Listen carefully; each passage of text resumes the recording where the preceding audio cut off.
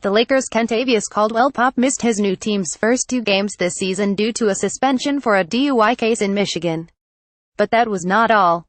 CaldwellPope's guilty plea came with probation, and to get out of it early, the Lakers forward has to go through an intensive rehab program, one that does not allow him to leave California with the team for 25 days.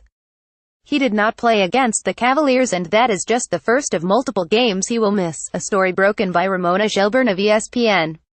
CaldwellPope was originally cited for operating a vehicle while intoxicated, but pleaded guilty and made the lesser charge of allowing someone to operate his vehicle while under the influence, which carried a 12-month probation. On Thursday, CaldwellPope had to return to California to begin an intensive program over the next 25 days that will result in some travel restrictions and could cause him to miss additional games, but will end his probation early. The Lakers are in a home-heavy part of their schedule, and by my calculations KCP would only miss 3 games for sure against Houston Dec. 20, again in Houston on Dec. 31, then in Minnesota Jan. 1. CaldwellPope signed a 1-year, $18 million deal with the Lakers last off-season, and he has gone on to become one of the few reliable three-point shooters on the team, hitting 36.1% from beyond the arc, taking 6.1 shots from there a game. He's been solid on defense and a player that has helped fuel the wins the Lakers have gotten this season, although his overall efficiency is closer to average. If the Lakers are successful with their big game hunting during free agency next summer, CaldwellPope will not return to the team. It's unlikely he does anyway. In a tight free agent market, he once again may not receive offers near what he sees himself worth next summer. That said, his play in Los Angeles has been good. And now he will not have this legal issue hanging over his head during free agency. Miami AP: The Miami Heat will be without starting forward James Johnson for at least 2 games and probably more after bursitis was found in his right ankle. Johnson left Miami's win over the Los Angeles Clippers on Saturday with ankle pain, and an MRI performed Sunday led to the bursitis diagnosis. Johnson is not traveling with the team for its trip for games at Atlanta on Monday and Boston on Wednesday. The team says Johnson could miss 7 to 10 days, which would also mean his status for home games against Dallas on December 22, New Orleans on Dec. 23 and Orlando on Dec. 26 is in some doubt. Johnson is averaging 10.9 points and 5.2 rebounds for the Heat this season. LeBron James notched his 3rd straight triple-double on Sunday, this one coming against the Washington Wizards. But before the game, the story was all about how James was voicing a silent protests, in Washington, D.C., no less, by wearing a special version of his shoes. LeBron took to the floor wearing his LeBron 15s, but this player edition had the word equality on the back of them.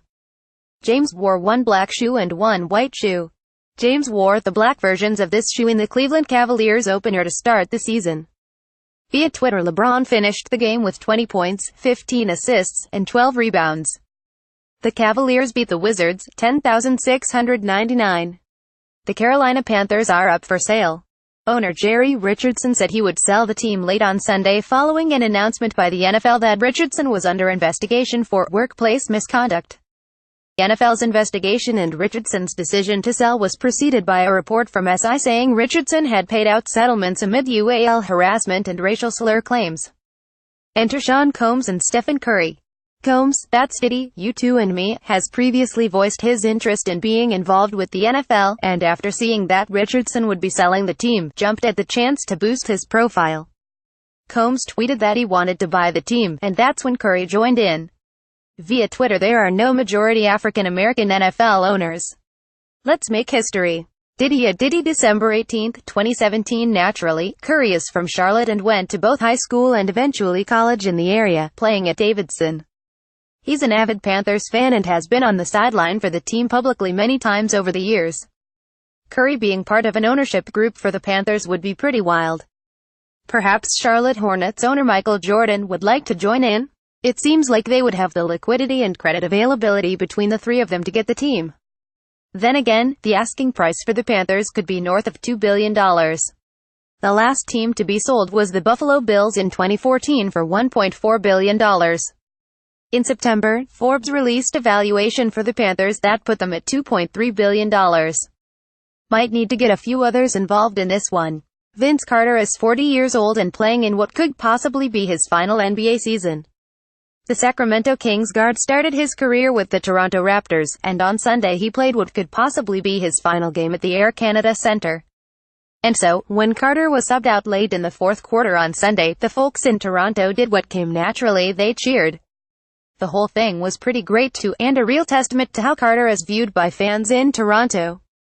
Via Twitter, Carter scored just 4 points in 25 minutes for Sacramento, going 2 of 5 from the field while adding 3 blocks, 2 assists, a rebound and a steal. The Raptors got the win over the Kings, 10,893.